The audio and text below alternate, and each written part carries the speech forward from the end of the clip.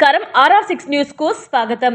YCP హయాంలో ప్రభుత్వ పథకాలతో లబ్ధి పొంది ఏమీ తెలియనట్లు ప్రెస్ మీట్ నిర్వహించడం టీడీపీ నాయకులకే సాధ్యమని కాంగ్రెస్ రాష్ట్ర అధికార ప్రతినిధి నారపరెడ్డి కిరణ్ కుమార్ రెడ్డి అన్నారు.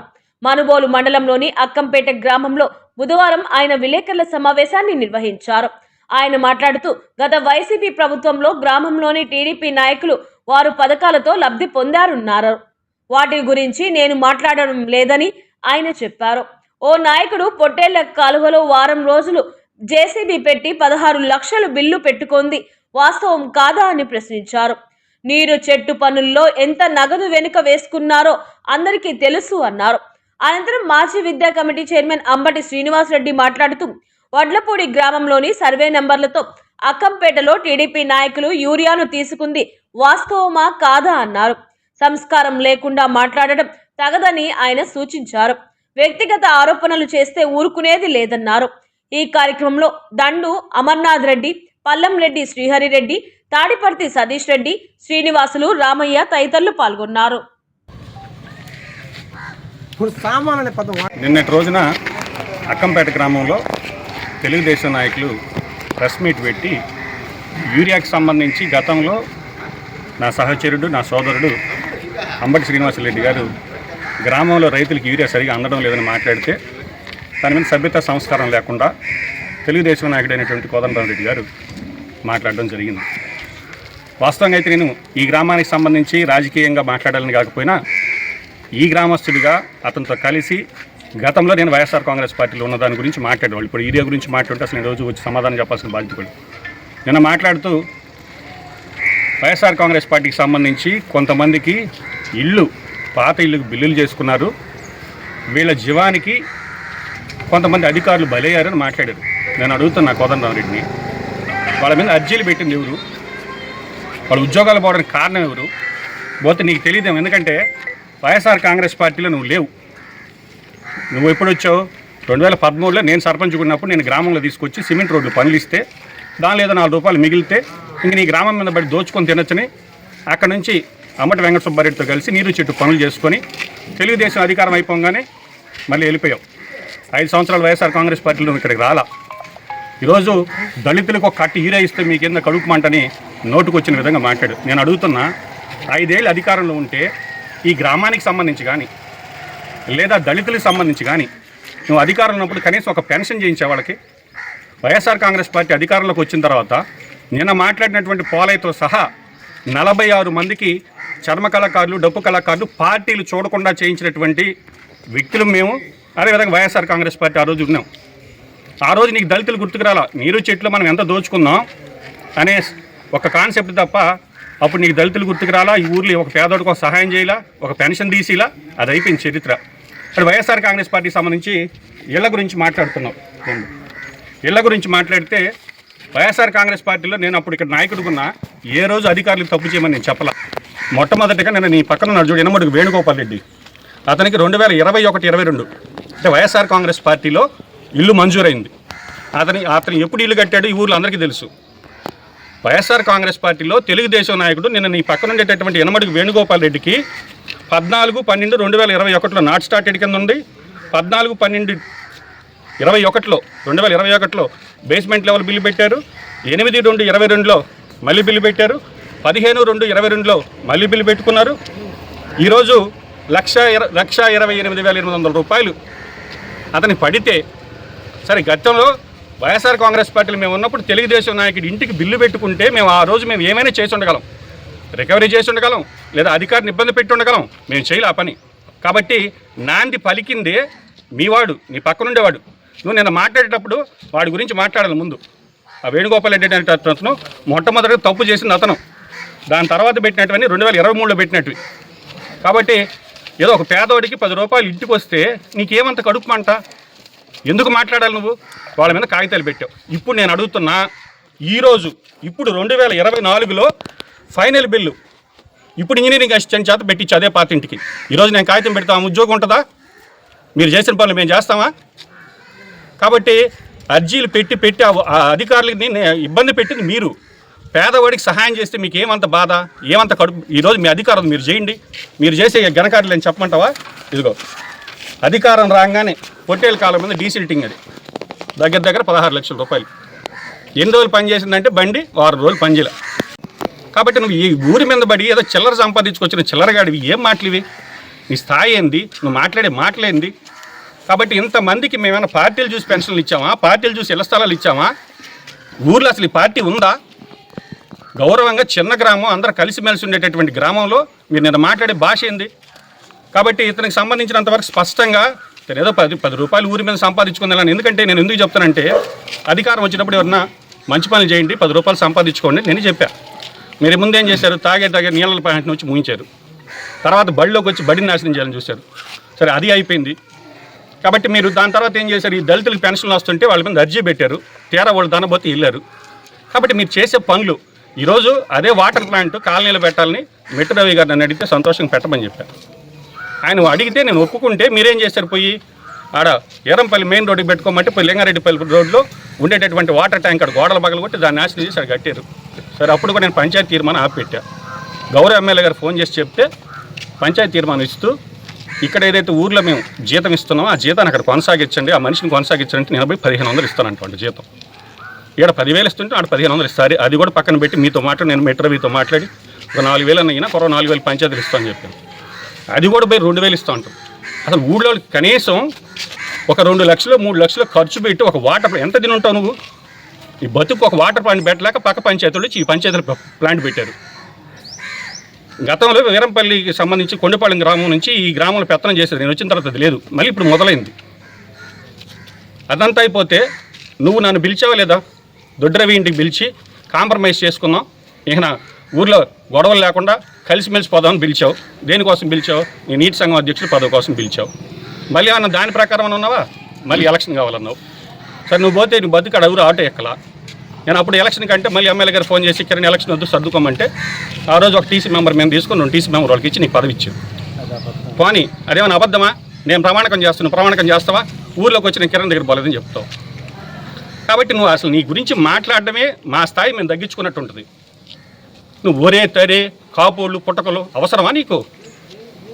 అవసరమా అంటున్నా? ఈ ఊరికి సంబంధించి నువ్వు కనీసం ఈరోజు మేము ఎందుకంటే పెద్దలను గౌరవిస్తాం. ఈరోజు ముసునూరు నారపరెడ్డి గారు రాంక్స్టార్ గారు సర్పంచ్ గుండంగా బడిజిగా కట్టించారు. చెల్లకూరు మస్తానరెడ్డి కొడుకు రాఘవరెడ్డి గారు పంచాయతీ ఆఫీస్ కట్టించారు స్థలం ఇచ్చే. నువ్వేం చేసావు ఈ ఊరికి? ఈ ఊరు మంది బట్టి తింటా మళ్ళీ వాట నీరు చెప్పు. అధికారం వచ్చిన వెంటనే 18 లక్షలు ఒక్క ఎన్ని రోజులు పొట్టేల కాలంలో బండి తిరిగింది ఎటువంటి రైతులకు అని తెలుసు. నువ్వు సంపాదించుకో, మేము అర్జీలు పెట్టాం. అదేవిధంగా ఇప్పుడు ఇనమడుగు వేణిరెడ్డి, ఇనమడుగు భాస్కర్ రెడ్డి, ఆదాల వెంగళ రెడ్డి అని తెలుగుదేశం నాయకులు కదా, నిన్న వాళ్ళ పేర్లు చదవలేవా? తెలుగుదేశం పేర్లు చెప్పలేస్తున్నాడు. నీ పక్కనుండే ఇనమడుగు వేణిరెడ్డి మొట్టమొదటగా వైఎస్ఆర్ కాంగ్రెస్ పార్టీ గవర్నమెంట్లో లంచం ఇచ్చి ఇల్లు బిల్లు చేయించుకుంది అతను చేసిన తర్వాతే 2023లో పార్టీలకు పెట్టింది. మేము తప్పులు చేయించాలి అధికారుల దగ్గర, మేము అర్జీలు పెట్టి నాశనం చేయాల. ఈరోజు అంతా అయిపోయిన తర్వాత మళ్ళీ ఇప్పుడుండే ఇంజనీరింగ్ అసిస్టెంట్ చేత ఫైల్ బిల్లు పెట్టించుకున్నారు అదే పాత ఇంటికి. ఇప్పుడు నేను పెట్టేది అర్జీ. కాబట్టి నువ్వు కొంచెం తెలుసుకొని మాట్లాడు. వైఎస్ఆర్ కాంగ్రెస్ పార్టీ ఉన్నప్పుడు నువ్వు ఊళ్ళో ఉండవు, తెలుగుదేశం వచ్చినప్పుడు వస్తావు, ఏదో 4 పనులు చేసుకుని 4 రూపాయలు సంపాదించుకుని వెళ్ళిపోయాడు. మేము ఈ ఊరు గురించి కానీ, ఈ ఊరు బాగు గురించి కానీ, ఈ ఊరు దళితుల గురించి కానీ గతంలో తెలుగుదేశం ప్రభుత్వం ఏం చేయాల. చిల్లర బ్యాచ్ 4 రూపాయలు సంపాదించుకొని పోతా ఉండు. నీ గురించి మాట్లాడకూడదు, మేము వ్యక్తిగతంగా మాట్లాడదలుచుకోవాలి. కాకపోతే ఈరోజు కూడా ఎందుకు సమాధానం చెప్పాలంటే గతంలో ఈ గ్రామానికి సంబంధించిన ఎన్నికను కాబట్టి ఈరోజు నేను మండల అధ్యక్షులు చెప్తున్నా, చంద్రబాబు నాయుడు గారు చెప్తున్నా, ఇట్లాంటి వాళ్ళ పార్టీకి చెడ్డ పేరు తప్ప.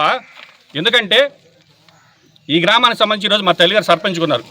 శాసనసభ్యుల నాటికి ఒక హాస్టల్ తెచ్చాం, జడ్పీ చైర్మన్ నాటికి ఒక రోడ్డు తెచ్చాం తెలుగుదేశంలో. ఇప్పుడు ఒక 20 లక్షలతో కాంపౌండ్ వాళ్ళు. మీరు ఊరిని అభివృద్ధి చేసినారా లేకపోతే ఊరికైనా మంచి చేసినారా?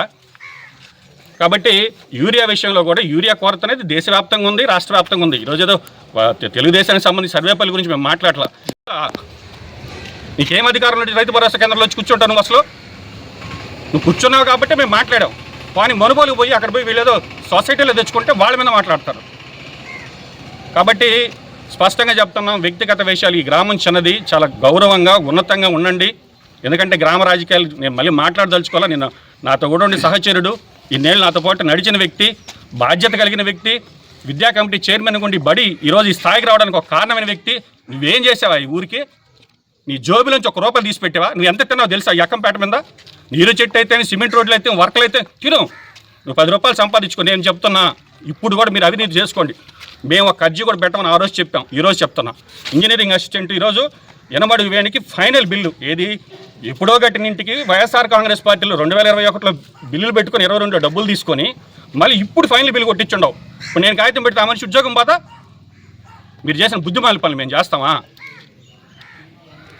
బుద్ధిమాల పనులు చేయడం కాకుండా మళ్ళీ మా బుద్ధి లేకుండా మాట్లాడడం. కాబట్టి ఒళ్ళు దగ్గర పెట్టుకొని మన సంస్కారం మనం చూసి నెక్స్ట్ జనరేషన్ ఏమి నేర్చుకోవాలో తెలుసుకొని మాట్లాడినాయన. రాజకీయాలు నువ్వేం పెద్ద నాయకుడు అనుకోబాకు. లేదా ఇంకొక విషయం చెప్తాను, నీకు పదవి ఇచ్చాడు సౌరెడ్డి చంద్రమోహన్ రెడ్డి. చిన్న చెరువు కింద నువ్వు టీసీ మెంబర్వి. చిన్న చెరువుకు ఉండేది ఒక్క చెక్క. ఆ చెక్క పూడిపోయి నాట్లు వేసుకున్న తర్వాత పైర్లు ఎండిపోతుంటే నేను వచ్చినప్పుడు రైతులు వచ్చి నాకు చెప్తే నేను పూర్ణరామరెడ్డి ఇంకో టీసీ మెంబర్ ఫోన్ చేసి చెప్పా, వాళ్ళు పట్టించుకోవాలా. తర్వాత మధు అనే కుర్రోడు లింగారెడ్డిపల్లి అతను నాకు ఫోన్ చేసి అన్న జేసీబీ అడిగితే వాళ్ళు మేము ఇవ్వమంటున్నారు, 7-8 గంటలైతే వర్క్ పెట్టాలి, ఏళ్ళని అడగాలంటున్నారంటే ఏం అవసరం లేదు తమ్ముడు, నువ్వు ముందు పోయి పని చేయించుకో అని చెప్పి నేను నిద్రలేసి ఫోన్ పేలు డబ్బులు వేసి బండి పంపిస్తే వాడు అది తీసేది గ్రూపులో పెట్టి ఓడి మీద పోతు. నీకు అధికారం ఉంది కదా, నువ్వు ఆ చెరువు కట్ట మీద టీసీ మెంబర్ కదా, చెరువు చెక్కకు కూడా నీళ్లు చూసుకోలేకపోతే నీకెందుకు ఆ పదవి? కాబట్టి నీకు ఇచ్చిన పదవి నువ్వు సక్రమంగా నిర్వహించు. కాబట్టి నువ్వు రాజకీయ నాయకుడు ఎప్పటికి కాలేవు. ఏదో కలెక్షన్ కింగ్వి వచ్చినా 4 పనులు చేసుకుని 4 రూపాయలు వేసుకుని పోతా ఉండు తప్ప ఈ గ్రామాన్ని ఉద్ధరించబడలేదు. ఈ గ్రామ బాగోగులు చూసుకుని దానికి అందరం ఉన్నాము. కాబట్టి నీ పర్యాద నువ్వు చూసుకో.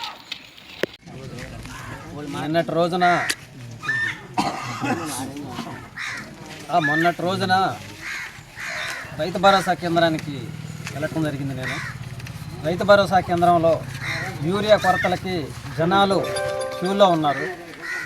క్యూలో ఉంటే అక్కడ పోయిన తర్వాత అధికారులను అడిగాము, ఒక కట్ట లెక్కన ఇంకా కొరవలు ఉన్నాయన్న, 300 బస్తాలు కొరవలు ఉన్నాయి, ఇంకా పంచాలి అని చెప్పారు. ఎంత వచ్చింది, ఎంత పంచారు, ఏందని నేను అడిగాము.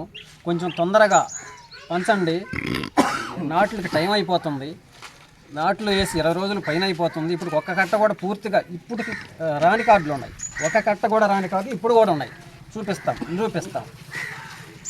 ఆ మాట నేను మాట్లాడడం జరిగింది. ఇలా తొందరగా అందించండి, వీరి అందించండి, ఏదన్నా వాటిల్లో అవకతవకలు ఉంటే ఖండించి అధికారులను కోరడం జరిగింది. కానీ వాళ్ళు ఒక వడ్లపూడి రెవెన్యూ మీద పెట్టి, వడ్లపూడి రెవెన్యూ మీద అక్కంపేట రైతులు సాగు చేస్తున్నట్టు పేర్లు పెట్టి యూరియా తీసుకొని ఉన్నారు. ఇప్పుడు వాళ్ళు ఏందో సాక్ష్యాలు అయ్యి మాట్లాడి ఉన్నారు. ఇప్పుడు నేనున్నాను సాక్ష్యం చేసేదానికి. దమ్ముంటే ఆ కోదండరామిరెడ్డిని దమ్ముంటే రమ్మను. అక్కంపేట రైతులు పోయి వడ్లపూడి పొలంలో సాగు చేస్తున్నారా వచ్చి మాట్లాడమను, రామను ఛాలెంజ్ చేస్తా, సత్యం చేయమని వచ్చి. ఏ రైతులైనా సరే వడ్లపూడి సర్వే నెంబర్లో అక్కంపేట రైతులు పోయి సాగు చేస్తున్నట్టు యూరియా తీసుకోపోయి ఉన్నారు కదా. ఇప్పుడు నేను ఛాలెంజ్ చేస్తున్నా, రమ్మని దేవుడి కాడికి వచ్చి ఛాలెంజ్ చేయమను. దేవుళ్ళు అన్నారు కదా, మీరే ఛాలెంజ్ అన్నారు కదా, మీరే దేవుళ్ళు అన్నారు కదా, నేను చేస్తున్నా ఛాలెంజ్. నువ్వు ఎలా మాట్లాడలేవు? నేనేమన్నా వ్యక్తిగతంగా ఎవరి పేరైనా ఎత్తి మాట్లాడానా? నువ్వు ఎలా మాట్లాడాలి? విమర్శించు, రాజకీయ విమర్శలు విమర్శించు, వ్యక్తిగత పుట్టుకలు. ఒరే కోదండరామిరెడ్డి ఎవడురా నువ్వు అని అనగలను, కానీ సంస్కారం అడ్డం వస్తుంది నాకు. నువ్వు సంస్కారవంతుడివి, నీ సంస్కారం నీది, నా సంస్కారం నాది. నేను సంస్కారం ఉన్నవాడిని, సంస్కారంతో పెరిగినవాడిని. నీ బ్యాచి, నీ తనము, నీ విధాయకం ఊర్లో చిన్నపిల్లాడిని అడిగిన తెలుస్తుంది. ఒక మహానుభావులు, ఈ గ్రామంలో ఒక మహానుభావులుగా ఉన్నోళ్ళు కేవలం నీ వల్ల ఇవాళ అక్కంపేట పొలిమేర తొక్కే ప్రస్తాపన లేకుండా పోయారు. నువ్వు అంత చిల్లరగాడివి అయ్యుండి నువ్వు ఎట్ట మాట్లాడతావు? పుట్టుకలతో మాట్లాడతావా? సంసారాలతో మాట్లాడతావా? సంసారాలనే మాట్లాడతావు? నువ్వు ఏ కులంలో ఉండవు? కాపు కులం అంటావే, కులాన్ని ఎత్తావే. నువ్వు ఏ కులంలో పుట్టి ఉండవు, నీకు తెలవదా? నేనే కులం అయింది, నీకు తెలవదా? చిన్న బిడ్డను అడిగినా చెప్తావు. మెరుపు తీగ లాంటివాడు నువ్వు. గ్రామంలో ఏదో ఒక అవకాశం వచ్చింది, ఒక డబ్బులు సంపాదించుకునే పని వచ్చింది అంటే మెరుపు తీగ వచ్చిపోయినట్టు వస్తావు, గ్రామంలోకి వెళ్ళిపోతావు. నువ్వు ఒక మనిషిగా మాట్లాడాల్సినవి. నువ్వు ఒకరిని మాట్లాడే ఛాన్స్ ఉందా నీకు? ఏం చేసావు? దళితుల గురించి కడుపులో మంట అని అన్నావు. దళితులను గురించి కడుపులో మంట మీకు యూరియా బస్తా ఇస్తే అన్నావు. నేను మాట్లాడిన మాటలేంది? అందరికీ అందిండి, సకాలంగా అందిండి అని చెప్పా. దళితులకు యూరియా ఇస్తే మాట్లాడేది మేము తప్పట్టామా? మీరు ఏం మాట్లాడతారు? ఏం సబ్జెక్టు మీద నేను మాట్లాడాను, ఏ విధంగా మీరు మాట్లాడారు? మీరు వాస్తవంగా చెప్తుండా మీరు ఈ గ్రామంలో మిల్లర్ వాటర్ ప్లాంట్ నెల రోజులు మీ జీవానికి నెల రోజులు అక్కంపేట గ్రామస్తులు తాగుతున్న నీళ్ళని మీరు తాళం వేస్తే బయట ఊర్లకు పోయి నానా తంటాల పడి నానా అవస్థల పడి మీ ఆ జనాల గోష్ఠ మీకు తగలకుండా తప్పదు. ఇవాళ యూరియా అన్నారు, నేను యూరియా బయట తెచ్చుకున్నా వాస్తవమే, మేము అధికారికంగా తెచ్చుకున్నాం. మీరు అలా తెల్ల కాగితాల మీద పెట్టి రైతుల పేర్లు ఏరే పెట్టి తెచ్చుకోవాలా. డైరెక్ట్గా మేము కార్డుల్లో బయట తెచ్చుకున్నాం. ఈడ గతి లేదు. పంటలను బాగొట్టుకుంటారా ఎవరన్నా? పంటలను వదిలేసుకోమంటావా? ఏం ఒక పార్టీకి మీరేం చేశారు? మేము పోయి ఎక్కడెక్కడ బయట అంగడ్లలో బయట సొసైటీల్లో మేమేదో తెచ్చుకుంటే ఏం మీ నాయన సొత్తా? అది మీ నాయన సొత్తా? పోయి వైఎస్ఆర్ కాంగ్రెస్ పార్టీ వాళ్ళకి ఎట్లా ఇస్తారని వాళ్ళతో మాట్లాడతారు. అధికారులు వాళ్ళని నిలదీస్తారు, వాళ్ళ మీద కంప్లైంట్లు ఇస్తారు. అప్పుడు ఒక పార్టీ వాళ్ళే పైరు పెట్టుకోవాలన్నా, ఒక పార్టీ వాళ్ళే పైర్లు పెట్టాలనా? అప్పటికి ఎలా అనుకున్నారు మీరు మాటలు? సరే ఓకే, ఎవరి బాధలు పడతారు, మీరు విమర్శలు చేయొచ్చు. వ్యక్తిగత విమర్శలతో నువ్వు ఎవడో మాట్లాడను, నీకేం సంబంధం ఉంటే మాట్లాడతావు? పార్టీలు అన్నావు, పార్టీలకు సంబంధించి మాట్లాడు. వ్యక్తిగత మాటలు అంటే పుట్టుకంటే నీలాగా ఏమనుకుంటున్నావు నువ్వు? నీలాగా సంస్కారం నేను మాట్లాడగలను, నీలాగా మాట్లాడలేక కాదు. కానీ నువ్వు ఒక సంస్కారవంతుడు కాదు.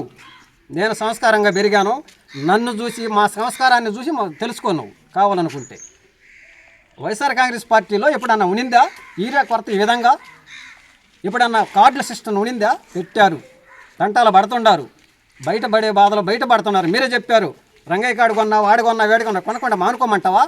నీ అబ్బ సొత్తా పొలాన్ని మానుకోమంటావా? పొలాలు పైర్లు పెట్టి ఏం మాట్లాడతావు నువ్వు? సంస్కారంగా నువ్వు ఎలాంటోడివి? ఏదో అవకాశం వచ్చినప్పుడు వస్తావు. నేను విద్యా కమిటీ చైర్మన్గా 8 సంవత్సరాల నుంచి ఉన్నా. నువ్వు స్కూల్లోకి వచ్చి ఏం పాటు పడ్డావు?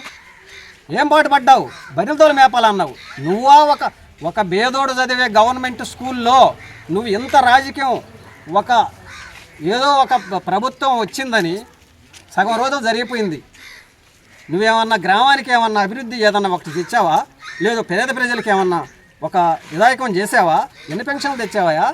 మా గవర్నమెంట్లో 46 పెన్షన్లు తెచ్చి ఇచ్చాము ఒకటేసారి, పార్టీలకు అతీతంగా, పార్టీలకు సంబంధం లేకుండా. నిన్న మాట్లాడిన అతను కూడా ఆయన ఎక్కడ ఏ పార్టీలో ఏ గవర్నమెంట్లో వచ్చింది ఆయనకి పెన్షన్? ఈరోజు మీరు పెన్షన్ పార్టీ వచ్చి రాగతలకి పెన్షన్ల మీద వేశారు, కమిటీ వేశారు. ఏమయ్యారు? ఎంతమంది డబ్బు కళాకారులు ఉన్నారు, ఎంతమంది చర్మ కళాకారులు ఉన్నారు? నిన్న మాట్లాడిన ఆయన పెన్షన్ అర్హుడేనా? కానీ అర్హతని పక్కన పెట్టి మేము పెన్షన్లు చేసిన ఘనత మా పార్టీది. కానీ ఇవాళ నువ్వు సగం రోజులు జరిగిపోయింది నీ భవిష్యత్తు, నీ పార్టీ.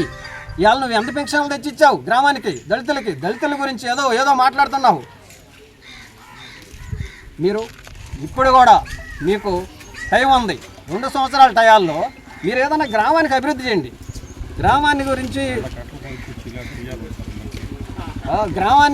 ఇది పడింది.